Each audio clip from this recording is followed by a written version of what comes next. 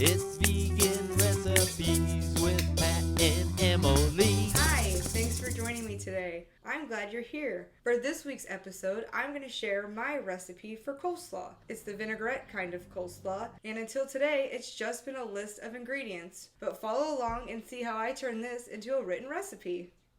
To start this recipe, I gathered all of my ingredients like I usually would, but unlike usual, I filled up containers and marked down how full they were. This way, at the end, I will be able to know how much I used to figure out my recipe. There's some maple syrup here. If I didn't mention, that first liquid I poured in was white vinegar. Here I have some lemon juice. And you know what? I'm putting a little more vinegar. Mix that together. To this, I am going to add some cloves, but I'm going to do less than 1/8 of a teaspoon. That's probably 16? Yeah. Mm-hmm. And then I have celery seeds here. I am going to take 1/8 of a teaspoon and crush these up with my mortar and pestle. And that's going in as well. We are going to salt and pepper this to taste later, but I like to put that right on my cabbage. Let's give this another stir. And we're going to do a little taste test of this to see how it is. I think that's about where I want it. Let's move on to the cabbage part. I got shredded cabbage in a bag at the store this time. It was a 10-ounce package, and I just wanted to let you guys know it's about 4.5 cups. So if you were going to make this yourself, you would know how much cabbage you would want to shred up. I'm going to add 1/2 cup of grated carrot. I chopped and soaked these onions in advance. Let's take about 1/2 of those. And I have dried cranberries here. And I think I'm also going to do about 1/2 of these. And we'll just stir this together and see if it looks how I want it.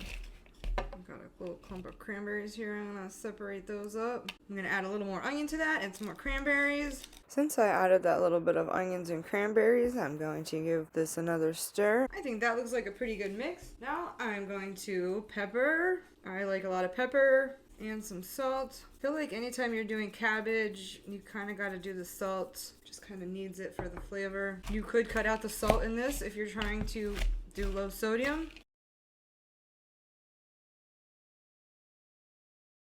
And do a little bit more salt, guys. Also, by adding this salt, folks, we are pulling out some of the liquid in the cabbage. So that is part of the reason we don't add any water into our vinaigrette mixture. I'm happy with that. I'm going to give our vinaigrette one last stir before I pour it over. Toss this together. After putting the dressing on this coleslaw, I like to let it sit for at least a few hours before serving it. It is actually ready to eat right away, though. I have a little bit of oil here, and I am just going to do 1/4 of a teaspoon. And it just gives it a nice shine. It brings out some more of those flavors in the food. I think that would also be optional. And I do think that a tiny bit of oil makes a big difference in this then. All right, give me a minute and then we're going to do a taste test. It's time for the taste test.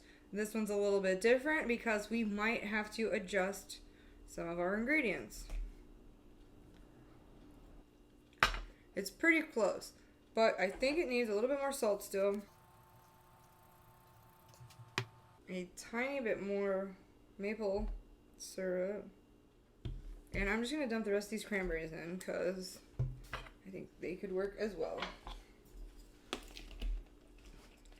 Taste test number 2.